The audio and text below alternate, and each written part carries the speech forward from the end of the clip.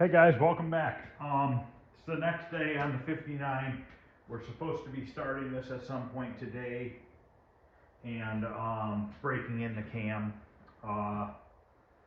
and hopefully dialing it in so that it can be driven pretty soon here. I only put 4 quarts of transmission fluid in it so far. It's probably going to need another 3-4 quarts, maybe more, I'm not sure. The torque converter was pretty empty. We had a problem getting the torque converter onto the transmission in the right position, so we actually tilted the transmission up on end and then slid the torque converter down onto it. I've never really had that problem before, but somebody had put a little nick in the edge of the torque converter, the 2 grooves that go into the pump in the transmission. So we were able to file it down and fix that, but we ended up dumping a lot of the transmission fluid out of it, so it was pretty empty. I've been filling this radiator and leaving the cap off, and it's burped quite a few times, and I just stuck my finger in there and the water's way down low. I probably have 3 gallons of 50-50 mix of antifreeze and water. I'm not too concerned with that much water. This car is leaving and going to California, so it'll be 50-50 mix is plenty fine for out there. So I'm waiting for my buddy to show up. He had to go to a birthday party for his granddaughter or something like that. So I'm kind of waiting on him to break in the cam. It's a 2-person job. I cleaned up the mess on the floor yesterday. A little bit more had dripped out of the cross member, so I'm going to wipe that off a little bit more. I'll tell you what, guys, painting this concrete floor was probably the best thing I've ever done, because anything that spills on this cleans right up. This paint is from Home Depot. It was a Behr product. It was like $40 or $50 a gallon, but I followed all the right steps in doing it. I pressure washed and degreased the concrete, and then after I did that, I actually hand troweled it with a floor leveler, 2 coats on the whole floor, to smooth out and fill in any divots that were in the concrete. Because I do that at work, so it wasn't a big deal for me to trowel this concrete out. So I troweled a thin layer of concrete over top. Then I used the primers that they recommended putting down, and then I put the paint on, and I followed every directions to the T. I waited the amount of time they told me to wait between coats and stuff like that, and I'll tell you what, man, it's held up really good. I drag jacks around it, cars sit on it. The cars don't seem, well, let me take that back. I don't drive cars in here that have been driven down the street with hot tires on it, so I can't vouch for hot tires peeling the paint off the floor, because I don't know, because I've never done that. But just in general, all the work and everything I've done in here, it holds up really well. This has been done a year now, and it's still in really good shape. Probably next summer I'll reprime it and probably put another coat of paint on the floor just to keep it up and nice, because in the spray booth it's getting pretty oversprayed, so that's getting to that point where it's going to need another paint job. So while I'm waiting, I wire wheeled this bracket down yesterday and painted it silver. It was like a galvanized type material, but when I wire wheeled it, you know, you kind of break through that coating, and I didn't want to leave it bare because I was afraid that it could start corroding. What this bracket does is holds the reservoir for the windshield washer fluid. Now, they don't make these, so this is an original one with an original cap, which is still, it's all there. Problem is, it looks horrible. I'm going to try to soak this in bleach and see if I can't get it to look a little better. Unfortunately, I'm not going to be able to get it to look white like it was when it was new. Now, I don't know if I soak this in bleach and maybe some simple green, if that'll help. But I need to do that, probably do that tonight. I'll put it in my sink back here in the shop. I'll plug it up and I'll fill it up with some bleach and degreaser. I actually got to go get some bleach. But so what happens is this bracket mounts on the firewall, and then this slides over it like that. So let's get this mounted to the firewall. I'm gonna find some screws because I do not have any screws to hold it. I want to say these are just like I'm not sure what kind of screws. I think it's just can't really think of what they're called. But anyways, I'll figure it out and show you. So basically, it just goes right here. So let's get that mounted there. So that's another thing out of the way. Just gonna kind of tinker around and start putting more stuff on the car while I'm waiting. So let me go find some screws that I'm gonna put in there. I might just use Phillips screws, like self-tappers, and put them in those holes, because you're never even gonna see those screws once that reservoir is on there. These are what I was trying to say. These are self-tappers, but they have like a quarter-inch head bolt head on there. Starting to get cold here in Ohio. It's only like 50 something today, like low 50s. I don't have my furnace on in the shop yet. Kind of pointless if I'm going to be opening the door to break in this cam. It's kind of stupid to run the heater, so. But no, those aren't big enough. Okay, so I got to go find something a little bit thicker thread. Those holes are a little bit bigger than I thought.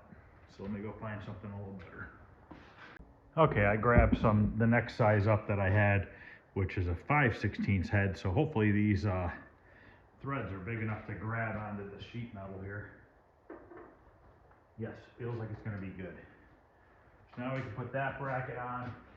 I went up to the house and I grabbed the simple green and some bleach so we can soak that bottle. Debating if I'm going to fill the sink up or see if I have a small bucket I can use, because that would save on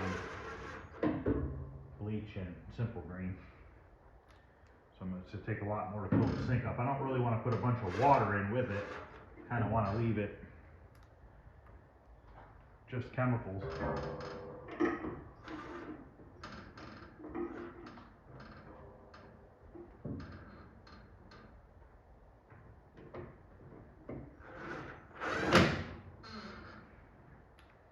I gotta grease the front end still. Here it's squeaking away.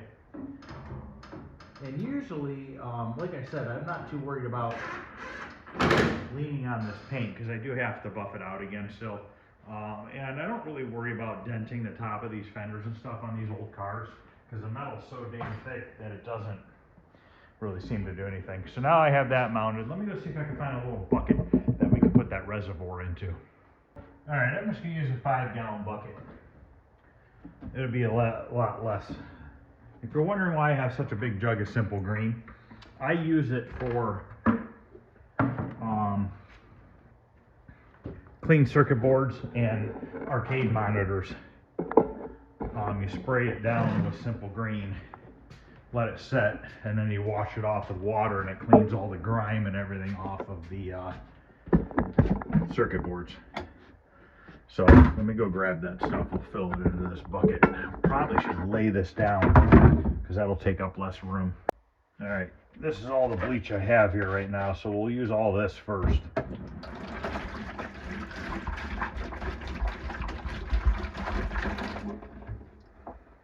I might have to put a little bit of water in there just to save on some simple green.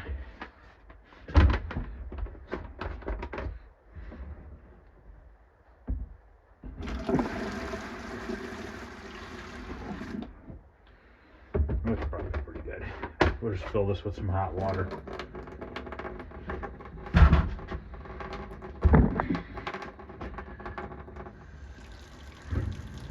Add a little bit of cold water too. Alright, we'll let that soak for a day or two and we'll see what it looks like. Alright, I just got a call from my buddy, so he's going to be down here in a few, so I'm going to put some more transmission fluid in there and some more radiator fluid in there and wait for him to show up, and then we'll video starting this thing and breaking in the cam and stuff. Oh, and also I have a new filter and oil for this motor. So once we fire this thing and break it all in and everything and let it run, I will drain the oil down and I will put new oil in it. It's always good after a break-in to drain it down, get all that assembly lube and all that other crap out of the motor. Any sort of debris that could have been left in there from when they rebuilt it, you want to try to clean all that out of there.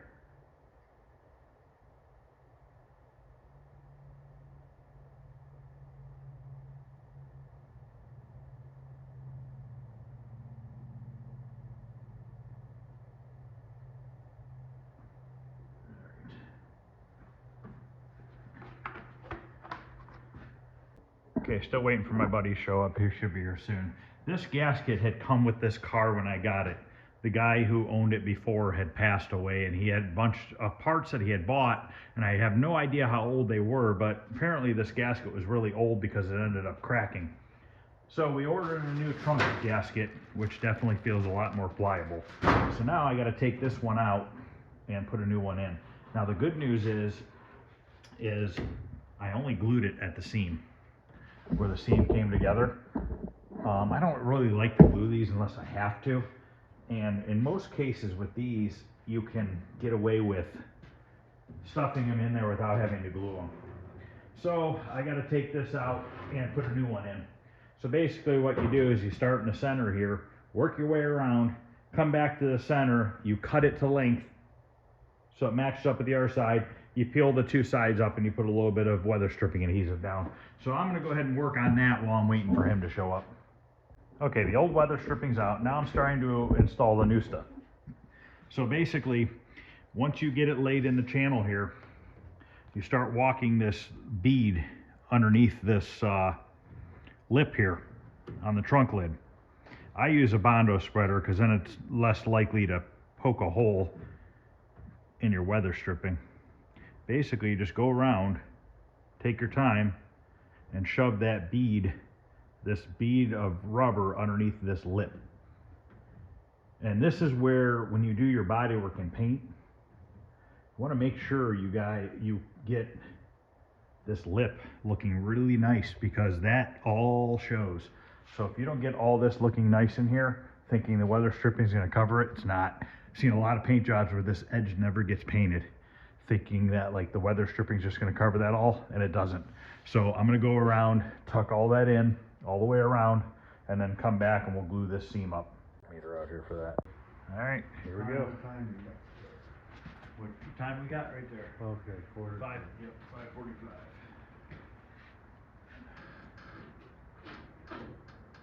You ready? Yeah.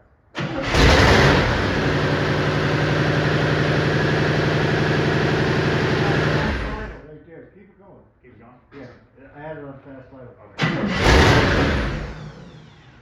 Go ahead. Go ahead.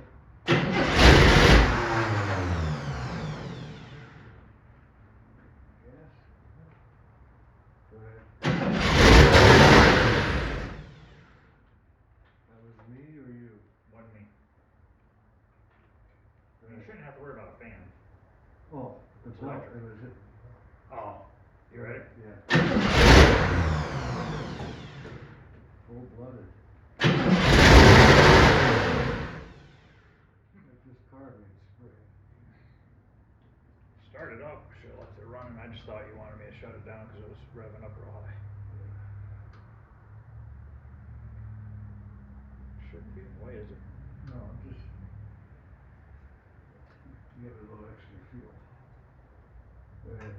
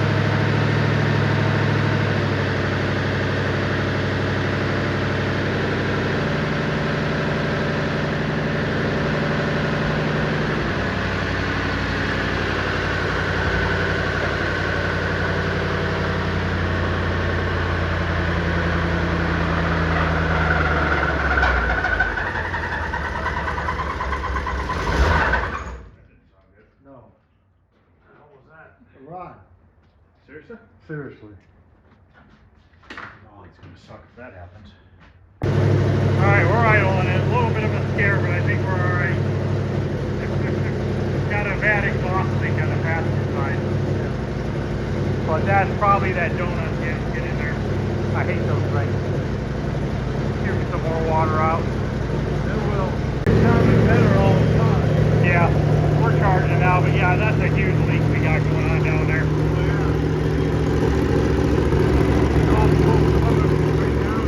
Yeah, I smell some oil too. Okay, we ran it, got the cam, broke in. There's water that came out of the radiator, and then we spilled a little bit more power steering fluid, putting more power steering fluid in the power steering. We ended up not restarting it yet. We have not timed it or anything because the oil pressure switch is screwed up.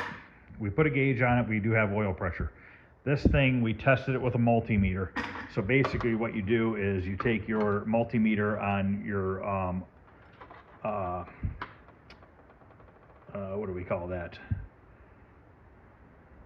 When you put the two on here, they beep, it beeps, resistance. So when I took this out of the motor and I put the positive on there and then the other side on the housing, it did not beep. It should be beeping because it should be closed off inside. So it should be making a contact.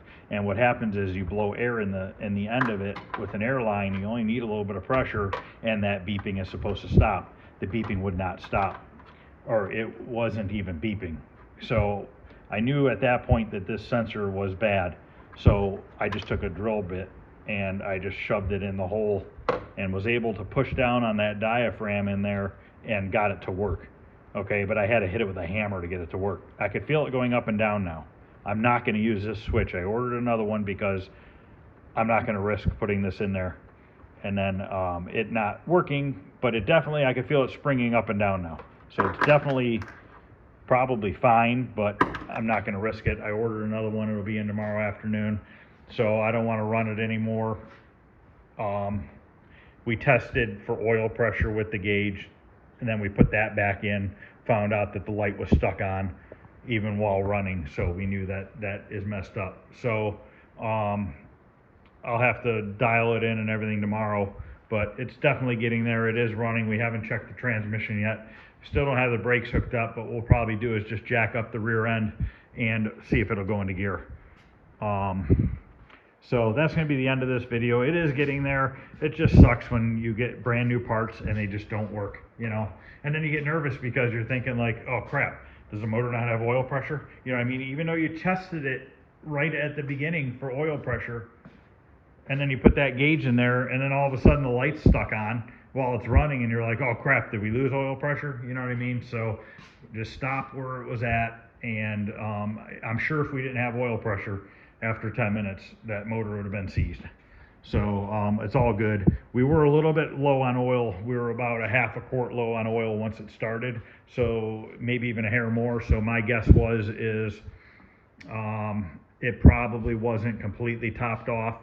It read topped off when before we started it, but the filter and everything was probably dry. So once it all went through there, we had stopped it. When it made that first noise and it first stopped running, that noise was coming from this exhaust. This exhaust manifold over here is leaking really bad.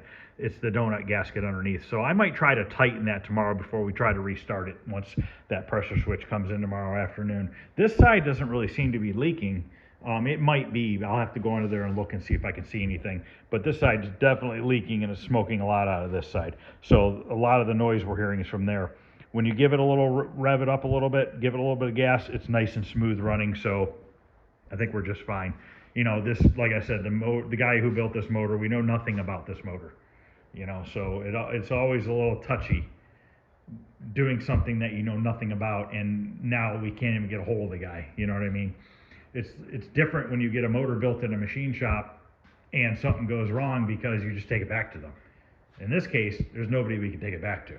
So you gotta be a little bit extra careful with it to not mess the motor up. You know, obviously if something happens to the motor, it's clearly nothing I've done because I didn't build the motor. I know nothing about the internals of it. It came already all assembled, so. All right, guys, well, that's gonna end this video. It is running. I'll do another video of you know, just starting it up and showing you that's running and everything. I'm not gonna do another video of us timing it up and stuff like that, I don't think. Maybe I will, I'm not sure yet. But all right, guys, really appreciate you guys watching, subscribing. If you guys wouldn't mind, you know, subscribing, liking, sharing, that would be awesome. And I will see you guys tomorrow. You know, I just ended this video, but I want to cut this weather stripping. I put it in all the way around. I just wanted to show you guys how I do it. So basically what I do is I try to just cut it, and I try to cut it a hair longer than it needs to be, just a little bit, maybe about a 1/4 inch. And then this is how much extra they give you, a ton. Let me get rid of this razor blade here real quick. So now what I do is I have these two sides loose, and I'll put a little bit of glue in the bottom of the channel and on the seam.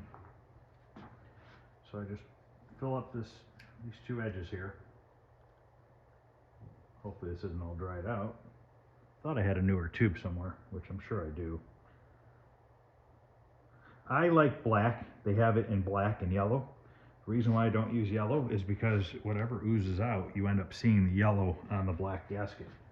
They use factory, I believe back in the 50s, only had yellow. So basically I want to seal these two gaskets surfaces together. So I like to put on both surfaces so that when it goes together, and you're supposed to let it stay open for a minute or two before you stick them together. Kind of like more like a contact cement. And then I just put a big puddle in the bottom here, right in the center, both sides. We'll let that sit for a minute. And then we'll stick it in there.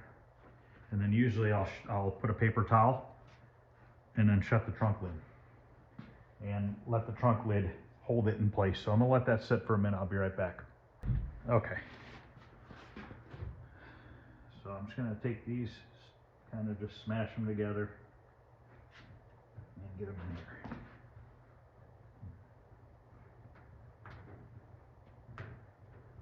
I use a Bondo spreader to push down this gasket.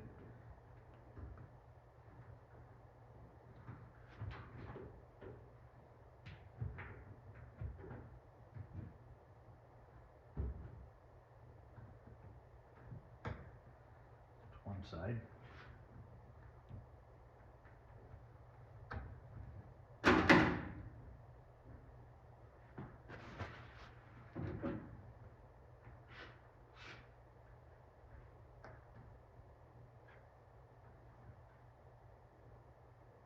I like to get those two edges lined up. And then I just take we got a little bit of glue on the paint right there, but I was able to get that off. So I'm gonna fold this in half so that there's no glue on here. And I just like to shut the trunk lid and let it do its thing. Put the paper towel there so I don't get any glue on the bottom side of the trunk lid. That's it. Just let it sit there. I like to let it stay shut for a couple days to just really smash that down. So, all right, guys, that's going to be the end of this video. At least we got something accomplished. So, all right, guys, have a good night. I'll see you guys later.